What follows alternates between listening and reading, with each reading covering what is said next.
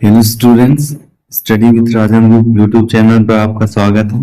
मेरा नाम मनोज सिंह है और हम जो है अपनी पीवाईक्यू सीरीज में मेंसुरेशन टॉपिक कवर कर रहे हैं और मेंसुरेशन टॉपिक का यह हमारा चौथा वीडियो है।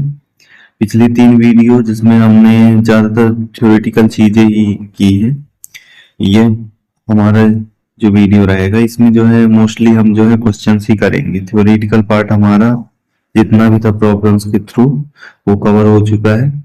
हम जो है इसमें बस एक बार फॉर्मूले देखेंगे और बाकी सारे प्रॉब्लम्स करेंगे। ठीक है, चलिए तो फिर स्टार्ट करते हैं। कि मैंने जो है क्यूब का डायगोनल बता दिया था पिछली क्लास में, मैंने बताया था कि कैसे आता है। ठीक है, तो ये याद रखना है आपको कि वॉइड के केस में क्या रहेगा डायगोनल, वो याद रखना है।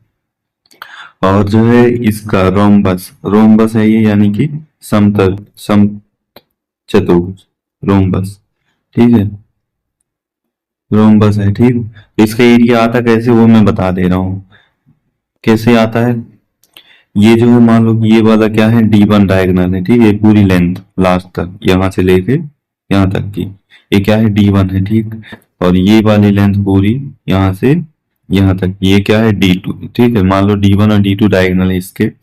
तो जब मैं जैसे मैंने बताया था कि ये क्या है, सिमेट्रिक है, तो जब हम ये डायगोनल्स क्रॉस करेंगे तो ये जो है इक्वल पार्ट में डिवाइड होते हैं। ठीक है, इक्वल पार्ट में डिवाइड होते हैं तो ये वाली लेंथ क्या हो जाएगी, D1/2 और ये वाला क्या हो जाएगा, D2/2। ठीक, ऐसे ही क्या होगा, ऐसे ही क्या होगा, ये होगा D1/2, ऐसे ये भी होगा D2/2। ठीक है, तो ये दोनों सारे जो है इक्वल पार्ट में डिवाइड हो गए। ठीक, तो अब क्या है, हम जो है पहले चूंकि हमने मैंने बताया था क्या होता है, जो इसके विकर्ण होते हैं 90 डिग्री पर कट करते हैं एक दूसरे को। तो 90 डिग्री यानी कि ये जो है पूरा ये वाला जो है ये क्या बन गया, समकोण त्रिभुज बन गया। और समकोण त्रिभुज के केस में हमको पता है एरिया कैसे आता है, कैसे आता है, वो आता है क्या, इनके जो है एक तो परपेंडिकुलर, ये परपेंडिकुलर कहलाएगा ना। 90 डिग्री एंगल जो बन रहा है जहाँ पे, तो वो जो भी साइड जो है 90 डिग्री एंगल बनाती है वो हमारी क्या होती है, परपेंडिकुलर होती है और क्या होती है, बेस होती है। तो D1/D2 इंटू D2/D2। ठीक है, ये हो गया, ये क्या है, इस ट्राइंगल का एरिया है यानी कि राइट एंगल ट्राइंगल का एरिया। अगर आप देख पाओ तो ये सारे राइट एंगल क्या है, सेम ही है। ये और ये सारे सेम राइट एंगल ट्राइंगल देख पा रहे हो कैसे, क्योंकि साइड तो सबकी सेम है ना। देखो ये वाली साइड क्या है, D1/D2 है, ये साइड D1/D2 है। ये कॉमन साइड है तो D2/2 ही है। ऐसे इसमें देखो तो ये भी सेम ही साइड से बनी है, ये भी सेम ही साइड से बनी है। तो इससे क्या समझ आ रहा है कि ये सारे ट्रायंगल क्या है, इक्वल है। तो हमारे पास ये जो है सिर्फ एक ट्रायंगल का एरिया था ये वाली, तो हमारे पास ऐसे 4 ट्रायंगल है तो 4 से मल्टीप्लाई करो तो कितना आ जाएगा, ये आ जाएगा D2 × D1 × D2। ठीक, तो ये हमारा ऐसे आता है इसका एरिया। ठीक, आई होप ये चीज क्लियर हुई होगी, बाकी आप जो है इसको याद रख सकते हो। ठीक, ऐसे ही शंकु के केस में मैंने बताया था टी ऐसे कैसे आता है, टोटल सरफेस एरिया ये होता है, सी ऐसे ये वाला पार्ट होता है इसका।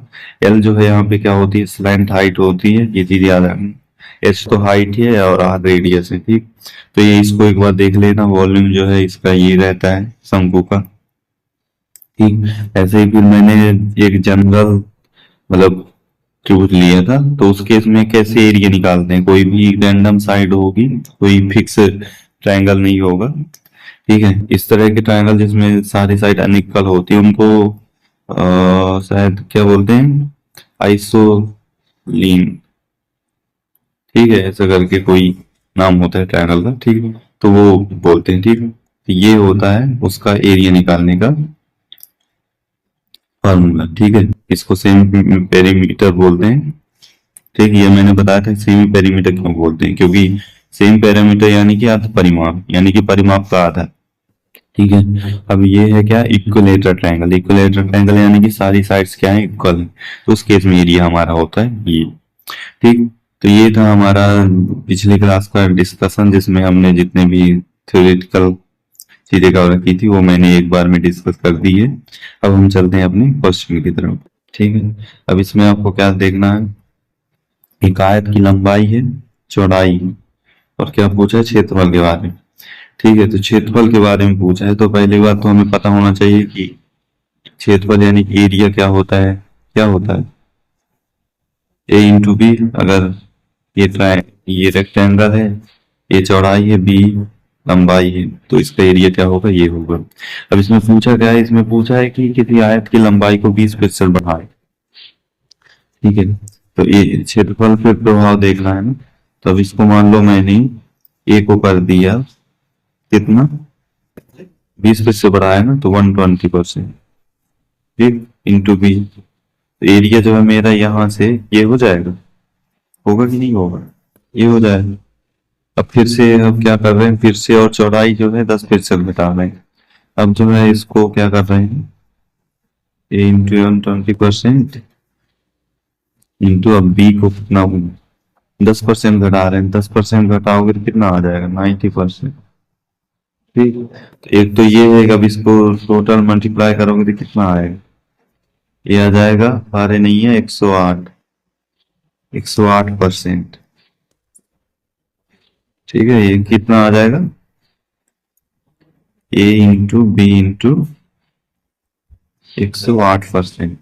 चूंकि अभी ओरिजिनल एरिया का 108% आ गया, इसका मतलब क्या है कि हमारी जो एरिया है वो कितना इंक्रीज हो गया, 8% से। ठीक, तो ये होता है एक तरीका इसको करने का। ठीक, और इसका जो शॉर्ट तरीका क्या होता है, सक्सेसिव। सक्सेसिव कब लगाते हैं, ये जैसे अगर देखो, तो इसको अगर मैं ऐसे लिखूं तो कोई दिक्कत है, ठीक। तो एक तरह से हम क्या कर रहे हैं, हम कर रहे हैं एरिया को क्या है, दो बार इंक्रीज कर रहे हैं। ठीक, मतलब दो, एक बार इंक्रीज कर रहे हैं, एक बार डिक्रीज।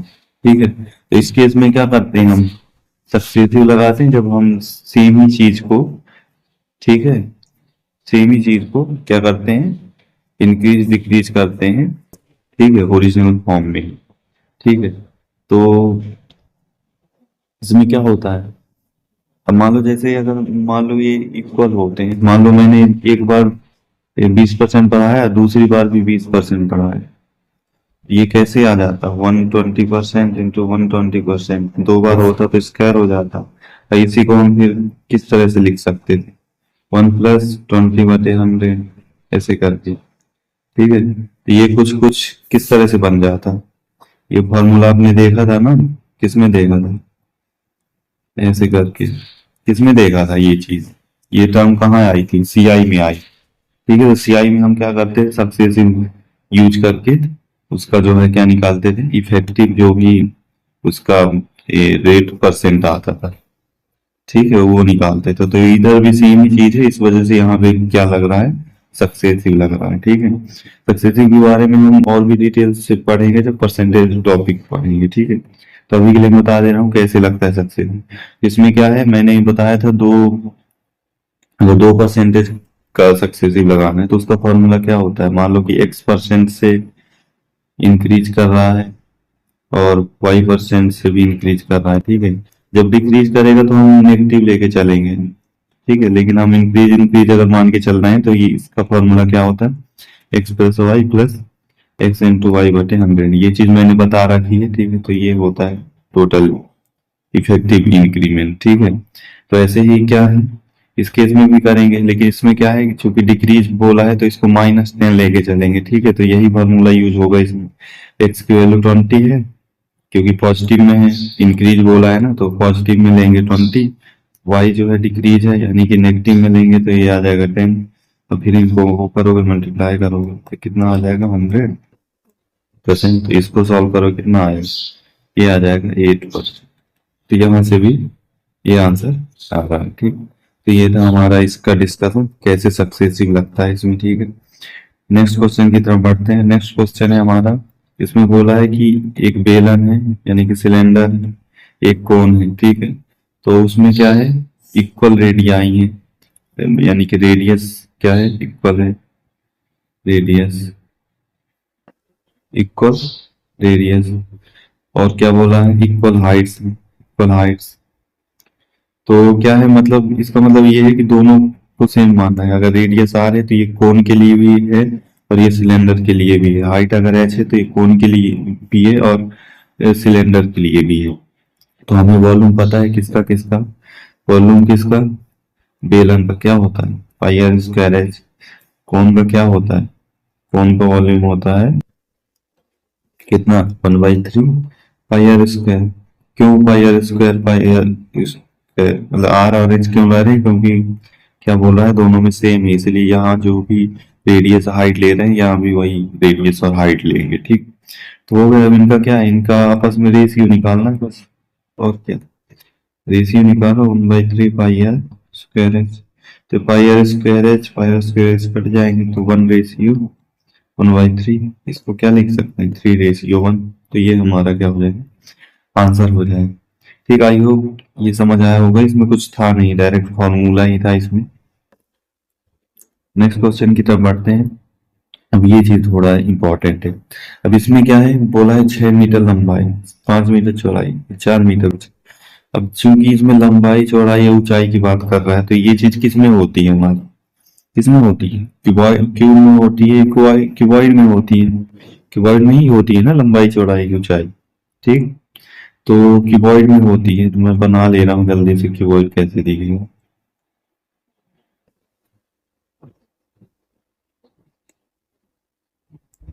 ठीक है, ये हो गया क्यूबॉइड। इसको ये मान लो क्या है, 6 लंबाई हो गई, 5 चौड़ाई हो गई और 4 ऊंचाई हो गई। ठीक, ये हो गया। अब इसमें क्या पूछा है कि कितना लीटर पानी आ सकता है, तो कितना लीटर इसमें पानी, जितना इसका वॉल्यूम होगा, है ना। वॉल्यूम मतलब क्या होता है, इन सर्विस के बीच में जितना भी अंदर आ रहा है जो भी चीज आ सकती है। ठीक है, तो वो क्या होता है इसका वॉल्यूम, सरफेस, सरफेस जो भी चीजें घेरती हैं, मतलब वो क्या होता है उसका वॉल्यूम होता है। ठीक है, तो क्या होगा, इसमें पानी डालोगे फुल होगा, पानी भर जाएगा इसमें। पानी कितना भर पाएगा, जितना जो है इसका वॉल्यूम है। तो इसका वॉल्यूम कैसे आता है, मैंने बताया था क्या होता है इसका वॉल्यूम, 6 × 5 × 4 क्या होता है वॉल्यूम, बताया था ना। इनकी साइड्स जो भी हैं, एज हैं, इनका आपस में प्रोडक्ट ही इसका वो होता है, क्या होता है वॉल्यूम। कितना आ जाएगा ये 120। अब यहाँ पे आएगा मीटर क्यूब, क्यों, क्योंकि इसमें मीटर था, इसमें मीटर था, इसमें मीटर था, तीनों आपस में प्रोडक्ट होगी तो मीटर क्यूब हो जाएगा। ठीक है, मीटर क्यूब हो गया। तो अब क्या है, अब इसको कैसे लिख सकते हो, इसको लिख सकते हो 120 × 1 मीटर क्यूब। अब यहाँ पे वैल्यू दे रखी है 1 मीटर क्यूब की, वो रख दो, कितना 1000। तो ये तुम्हारा कितना आंसर हो जाएगा 1000, यानी कि ये वाला हमारा आंसर हो जाएगा। आई होप क्लियर हो कि इसमें जो वॉल्यूम है कितना, जो भी वॉल्यूम इसका आ रहा है वो क्या है, पानी के वॉल्यूम के बराबर ही हो। ठीक, यानी कि इसमें जितना भी पानी भरोगे उसके वॉल्यूम के बराबर। ठीक, तो ऐसे आएगा हमारा ये आंसर। ठीक, तो फिर नेक्स्ट क्वेश्चन की तरफ बढ़ते हैं। नेक्स्ट क्वेश्चन है हमारा वर्ग का परिमाप। ठीक है, तो वर्ग हमारा ये होता है, यानी स्क्वायर ये होता है, इसका कर्ण जो विकर्ण जो है ये होता है विकर्ण या फिर डायगोनल। ठीक, तो ये होता है। ठीक, इसमें क्या था, अगर चूंकि मैंने बताया था ये क्या होती है, साइड्स जो है इक्वल होती हैं और ये 90 डिग्री का एंगल होता है, यानी कि ये क्या है समकोण त्रिभुज है। तो हम जो है हमारे पास क्या होता है इसका फॉर्मूला, अगर इसको मैं क्या मान लूं डायगोनल डी से रिप्रेजेंट करूं तो डी की वैल्यू कैसी आएगी, a² + a²। क्या होती है, कैसे निकालते हैं, इनका जो आपस में जो भी 90 डिग्री वाली साइड, ये 90 डिग्री बन रहा है तो ये 90 डिग्री कौन कौन सी साइड बना रही है, ये और ये वाली साइड बना रही है ना। तो उनके साइड लेंथ का स्क्वायर और रूट ले लेते हैं, तो वो हमारा क्या होता है डायगोनल। ठीक, क्यों ऐसा है, क्योंकि मैंने बताया था कि क्या होता है हमारे पास रिलेशन, ये होता है कि जो हाइपोटेनियस यानी डी का स्क्वायर जो होता है वो परपेंडिकुलर और बेस के स्क्वायर के बराबर होता है। तो इसलिए ये तो इससे ये बन जाएगा। ठीक, तो यहाँ से कितना आ जाएगा a√2। तो हमारे पास क्या दिया हुआ है 10√2, तो a√2 = 10√। तो यहाँ से क्या आ जाएगा, ए की वैल्यू 10 आ जाएगी। हमको क्या पूछा है, एरिया पूछा है, तो एरिया क्या होता है a² होता है किसका, स्क्वायर का। तो ये क्या हो जाएगा, बी आंसर हो जाएगा। तो ये चीज हमने पिछली क्लास में की थी, लेकिन शायद हाँ, ये चीज की थी पिछली क्लास में भी, तो आई होप ये चीज क्लियर हुई। ठीक, नेक्स्ट नेक्स्ट क्वेश्चन की तरफ बढ़ते हैं। नेक्स्ट क्वेश्चन है हमारा, ये थोड़ा समझने वाली चीज है। इसमें क्या है, पहली बात तो फर्श का परिमाप दिए, फर्श मतलब समझ रहे हो। अब चूंकि कमरे की बात किया है तो कमरा क्या होता है, क्यूबॉइड शेप में होता है कमरा हमारा। तो क्यूबॉइड एक बना लेते हैं पहले।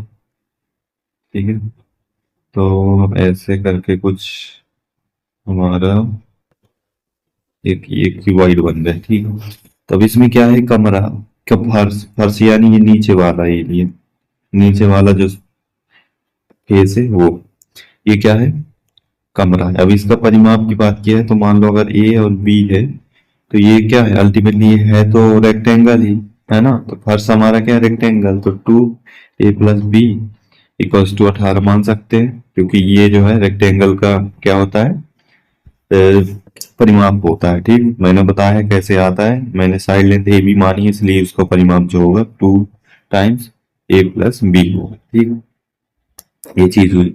अब हमें क्या करना है, हमें बोला है कि कमरे की चारों दीवारों का क्षेत्रफल क्या होगा, यदि ऊंचाई 3 है तो ऊंचाई 3 है, यानी कि 3 ये हो गया। अब चारों दीवार की बात कर रहा है तो दीवार कौन कौन सी होगी, एक तो ये वाली फेस होगा, एक ये वाला होगा, एक आगे वाला और एक पीछे वाला फेस होगा। ठीक, तो अभी कैसे निकालोगे, ये भी तो अल्टीमेटली रेक्टेंगल ही है ना, ये दीवारें जो है, ये जो भी दीवारें हैं ये क्या है, रेक्टेंगल है। ये भी क्या है, रेक्टेंगल है। ठीक, और ये पीछे वाली ये वाली दीवार, ये भी क्या है, रेक्टेंगल। और सामने वाली ये वाली ये भी क्या है, रेक्टेंगल है। तो रेक्टेंगल है सारी दीवारें, इसका मतलब क्या है कि हमें जो है रेक्टेंगल का एरिया ही निकालना है। ठीक है, तो कैसे निकलेगा अब ये हमें ये ऐसे देखना है इसको कि ये वाला कैसे आएगा, 3 × बी, ये वाले रेक्टेंगल का एरिया ही होगा ना, क्योंकि साइड लेंथ इसकी क्या है, बी और 3 है तो 3 भी होगा। अब चूंकि मैंने क्या बताया था, अपोजिट फेसेस जो होती है वो क्या होती है, इक्वल एरिया की होती है। तो 2 बार आएगा 3 भी, ये वाले का भी 3 भी होगा। ठीक, अब ये वाला देख लो, ये वाले में क्या है, ये साइड लेंथ एक 3 है और नीचे वाली ए है, कितना हो जाएगा, 3a। अब चूंकि अब ये वाली साइड जो है, मतलब साइड बोल रहा हूँ, ये वाला जो रेक्टेंगल है, ये अपने पीछे वाले यानी पीछे ये वाला जो रेक्टेंगल इसके बराबर ही है, तो ये क्या होगा, टॉइस हो जाएगा। ठीक, तो अब यहाँ से क्या निकाल सकते हो, इसको निकालोगे, क्या कॉमन आ जाएगा, 3 कॉमन ले लो तो ये कितना आ जाएगा, 3 कॉमन लोगे तो कितना आएगा, टॉइस ऑफ a+b, ये आएगा। अब इसकी वैल्यू हमारे पास क्या दी हुई है, 18। 3 × 3 कितना हो जाएगा, 54। यही हमारा क्या आंसर। तो ये चीज क्लियर हुई ना कैसे मैंने ये निकाला, क्योंकि दीवारों का क्षेत्र बोला है, दीवारें यानी ये खड़े खड़े जो रेक्टेंगल है उनका ही ये। ठीक, तो इनमें साइड लेंथ मैंने बता दी क्या थी, एक में 3 थी और बी 3 भी। एरिया पता है कैसे निकालते, रेक्टेंगल का साइड्स का प्रोडक्ट ही होता है। इसमें साइड लेंथ क्या है, ए है और 3 है साइड लेंथ, इसका भी प्रोडक्ट, तो ये 3 है और 3 भी आया। क्योंकि आमने सामने वाले फेसेस क्या होते हैं, इक्वल एरिया के होते हैं, इसीलिए दोनों का एरिया क्या हो जाएगा, डबल हो जाएगा, मतलब दोनों को मिला के दो डबल एरिया हो जाएगा। ठीक, तो ये से आएगा ये आंसर। ठीक, आई होप क्लियर हुई होगी क्या मैंने समझाने की कोशिश की है इसमें। ठीक है, नेक्स्ट क्वेश्चन की तरफ बढ़ते हैं। नेक्स्ट क्वेश्चन हमारा क्या है, नेक्स्ट क्वेश्चन है कि एक पैरेलल साइड है किसकी, ट्रेपेजियम की। ट्रेपेजियम मैंने बताया था कैसे होता है, ट्रेपेजियम होता है ऐसे कुछ। फिर तो यहाँ पे पैरेलल साइड्स क्या है, 14, 18, और इनकी हाइट यानी कि बीच का डिस्टेंस कितना है, ये वाला डिस्टेंस, ये कितना है, 8। तो पूछा है फाइंड इट्स एरिया, तो इसका तो डायरेक्ट फॉर्मूला मैंने बताया क्या होता है, इसका फॉर्मूला होता है इन दोनों के बीच का डिस्टेंस, यानी कि मान लो अगर मैं h मान रहा हूं उसको, ये a है ये b है, मैंने बताया था इसका एरिया a+b ऐसे आता है। ठीक है, किसका, ट्रेपेजियम का। तो ये डायरेक्ट फॉर्मूला बेस्ड ही था, इसमें कुछ अलग से समझने वाली चीज थी नहीं, और मैंने बहुत डिटेल में बता रखा है कि इसका एरिया आता कैसे। ठीक है, तो अगर किसी को ये जानना है कि एरिया कैसे आता है इसका, तो वो जो है पिछली क्लासेस देख सकता है। ठीक, तो ये कितना हो जाएगा, 128 आएगा आंसर। ये हमारा आंसर होगा इस केस में। ठीक है, नेक्स्ट क्वेश्चन की तरफ बढ़ते हैं। नेक्स्ट क्वेश्चन है हमारा गोले का पृष्ठीय क्षेत्रफल। अब ये भी डायरेक्ट फॉर्मूला बेस्ड ही है। मैंने क्या बोला था, गोले का पृष्ठीय क्षेत्रफल होता है 4 पाई r स्क्वायर। ठीक है, कितना दिया हुआ है 660। पाई की वैल्यू रख दो यहाँ पे, कितना है 4 × r², 616। 4 से डिवाइड करो, 4 से नहीं डायरेक्ट 22 से ही कर लो। ठीक है, तो 22 से डिवाइड करो, कितना आएगा 22 दूनी 44, 17, 28 बार जाएगा, 28 बार। ठीक है, तो 4 से जाएगा 7, तो r² कितना आ जाएगा 7²। तो r की वैल्यू यहाँ से कितनी आ जाएगी। हमसे क्या पूछा है, गोले का व्यास क्या होगा। व्यास मैंने बताया था, व्यास यानी कि डायमीटर। डायमीटर कितना होता है 2r होता है। कितनी आ जाएगी वैल्यू 14 आ जाएगी, यानी कि बी हमारा आंसर होगा इस केस। ठीक है, नेक्स्ट क्वेश्चन की तरफ बढ़ते हैं। नेक्स्ट क्वेश्चन है हमारा, अब इसमें ध्यान से देखना, लंबाई क्या है चौड़ाई क्या है। ठीक है, तो लंबाई जो उसकी चौड़ाई की 3 गुनी है। अगर मैं लंबाई को a मानूं, तो चूंकि 3 गुनी बोल रहा है, तो लंबाई जो है 3a हो जाएगी। इसमें कोई डाउट है नहीं। अब इसमें क्या बोला है, परिमाप जो है 48 है। अब मैंने रेक्टेंगल का, आयत का परिमाप क्या बताया था, क्या होता है, लंबाई चौड़ाई। ठीक है, लंबाई चौड़ाई की सम का 2 गुना होता है हमारा क्या परिमाप। यही होता है ना, a+b, ऐसे मान लो ये ऐसे होता है। तो हमारे पास चूंकि लंबाई 3a है, चौड़ाई a है, तो हमें यहाँ 3a लिख दो, यहाँ पे a लिख दो। ये कितना दिया हुआ है 48। तो यहाँ से a की वैल्यू कितनी आ जाएगी, a की वैल्यू आ जाएगी 6। a की वैल्यू अगर 6 आ गई, तो लंबाई पूछा है यानी कि 3a, तो 3a कितना होगा 18। ये हमारा आंसर होगा। तो आई होप क्लियर होगा कैसे करना है। यहाँ पे क्या बोला था, चौड़ाई की 3 गुनी है, तो a को अगर चौड़ाई मान रहे हैं, तो लंबाई जो है कितनी हो जाएगी 3 गुनी, यानी कि 3a। ठीक, तो यहाँ पे कुछ था नहीं, इजी ही था ये क्वेश्चन। ठीक है, तो नेक्स्ट क्वेश्चन की तरफ बढ़ते हैं। नेक्स्ट क्वेश्चन है हमारा क्या है, सेमी सर्कल दिए हुए। अब सेमी सर्कल के बारे में थोड़ा जान लेते हैं। ठीक है, परिमाप क्या हो। अब सेमी सर्कल के लिए पहले जानो सर्कल क्या है, ये है। अब इसको आधा कर दो, अगर आधा करोगे तो कुछ ऐसा हो जाएगा।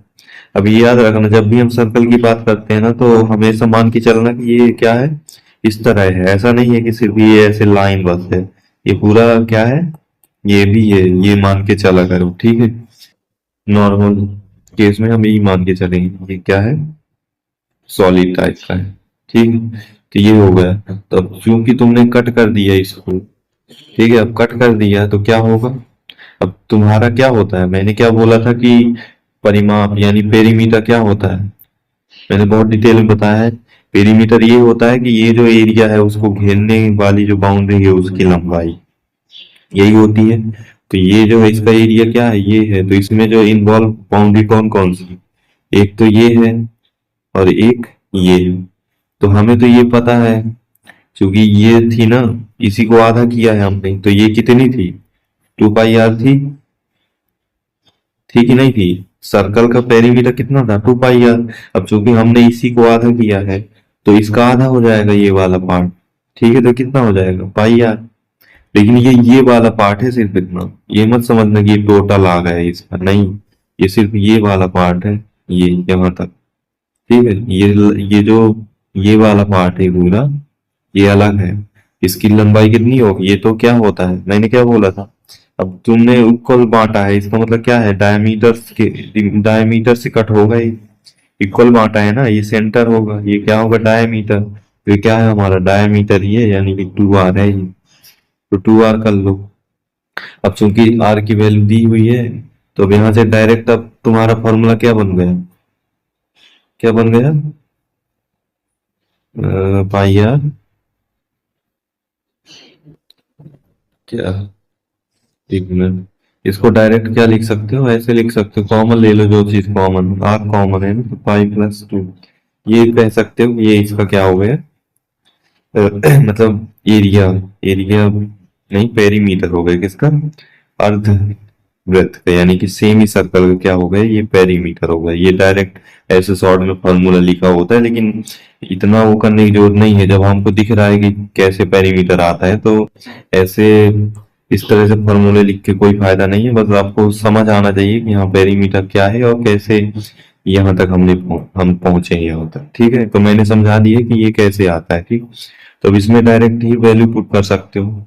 तो पाई की वैल्यू 22/7 है, आर दिया हुआ है 2 इंटू आर, कितना आएगा 22 + 14, कितना आएगा 36 आएगा आंसर। ठीक है, तो ये चीज क्लियर होगी हुई होगी। ठीक है, इसमें रटने जैसा कुछ है नहीं, मैंने बता दिया है कैसे हमने ये फार्मूला बनाया। ठीक, नेक्स्ट क्वेश्चन की तरफ बढ़ते हैं। नेक्स्ट क्वेश्चन है हमारा कि एक घन है, उसका क्या निकालना है, टोटल सरफेस एरिया, और उसकी भुजा क्या है 10। मैंने बताया था क्या होता है घन का एक पृष्ठीय क्षेत्रफल। अब क्षेत्रफल मैंने बताया क्या होता है, पृष्ठीय क्षेत्रफल। पृष्ठीय क्षेत्रफल यानी कि जो क्यूब, अगर क्यूब ऐसे बना, ठीक है, ये क्यूब है। ठीक, ये क्यूब है, तो इसमें क्या है, ये सारी फेसेस जितनी है, ऊपर वाली, बाएं वाली, नीचे वाली, सामने वाली, पीछे वाली और ये साइड वाली, तो ये सारे कितने हो गए, टोटल 6 फेसेस हो जाते हैं। और सबका एरिया सेम है क्योंकि सबकी साइड एजेस जो है सेम है। मैंने बताया था ना, सारी एजेस क्या होती है, एक होती, तो ये क्या होता है 6a²। ये चीज मैंने बताई है कैसे टोटल सरफेस एरिया आता है। ठीक है, तो ये कितना आ जाएगा, 6 × 10 का स्क्वायर, कितना आ जाएगा 600 आएगा आंसर। ठीक, तो ऐसे आता है ये। नेक्स्ट क्वेश्चन की तरफ बढ़ते हैं। नेक्स्ट क्वेश्चन है हमारा, नेक्स्ट क्वेश्चन है कि अ, ठोस का घनाभ की विमाएं ये हैं। पृष्ठीय क्षेत्रफल पूछा है। अब घनाभ भी सेम ही होता है, मैंने बताया कैसे आता है इसका भी एरिया, कैसे आता है। इसका आता है,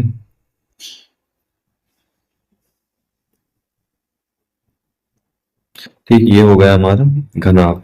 तो इसमें क्या है, ये दिया है, मान लो ये 80 जो है ये वाला है, 60 ये वाला है, 40 ये वाला है।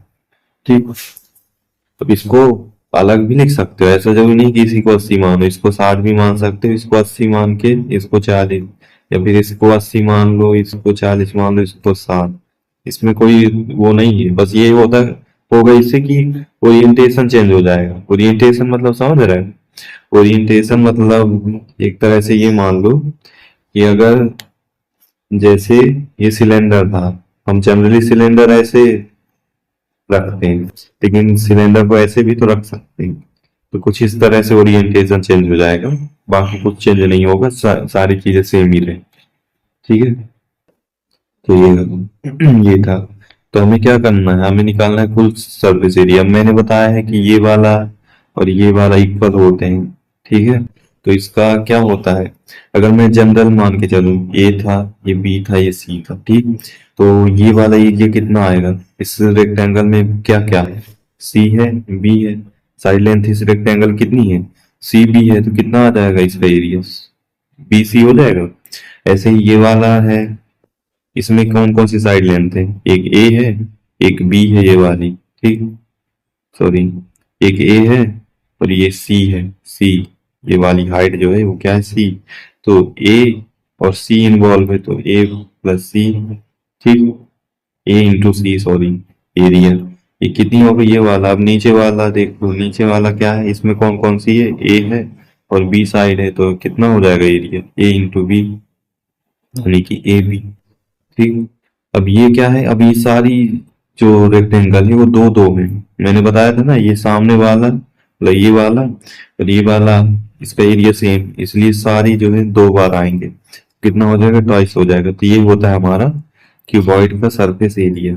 ठीक है, टोटल सरफेस एरिया। तो अब इनमें वैल्यू रख दो सबकी, कितनी रखोगे, मान लो 80।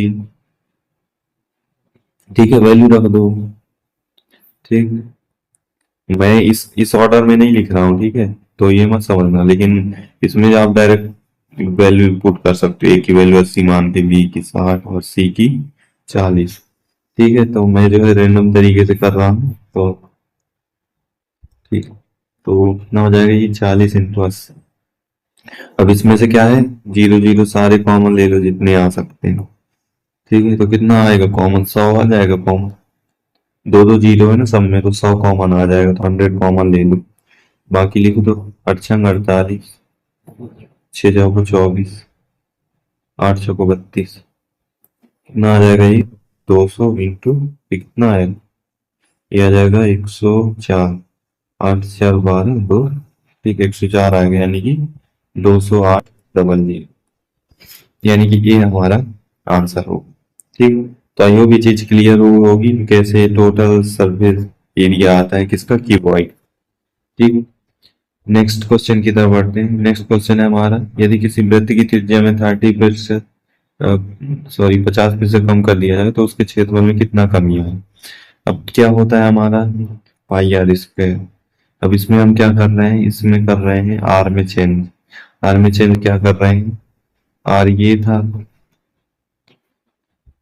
आर में चेंज कर रहे हैं, मतलब ये पाई है आर। अब इसमें क्या कर रहे हैं, इसमें कर रहे हैं 50% की कमी, यानी कि हम क्या लेके चलेंगे यहाँ पे लेके चलेंगे माइनस।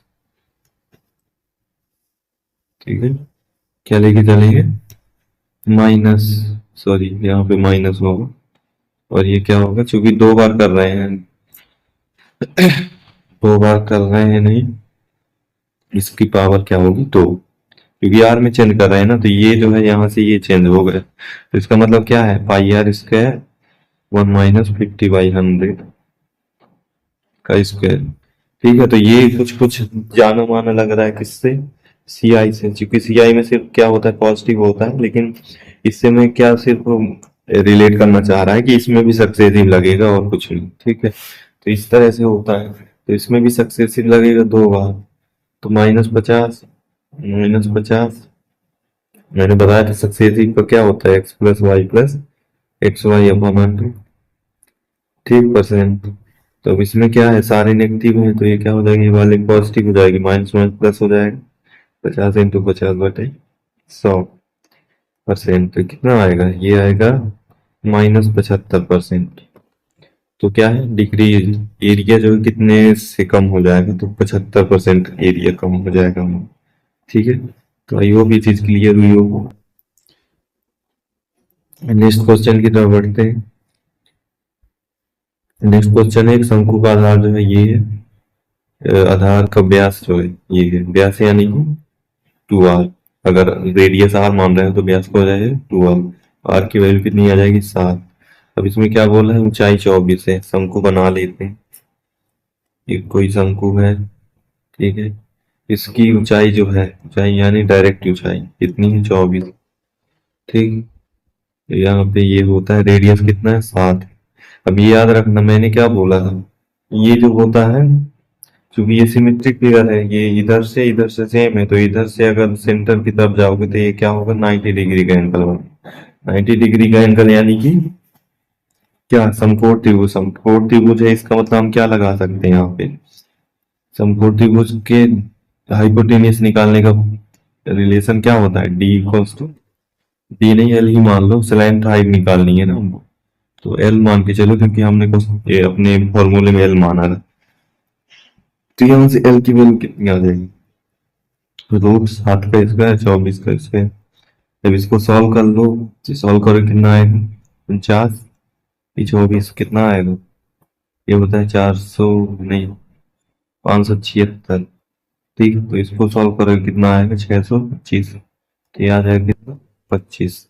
तो एल की वैल्यू हमारी आ जाएगी 25, तो ये होती है स्लैंट हाइट।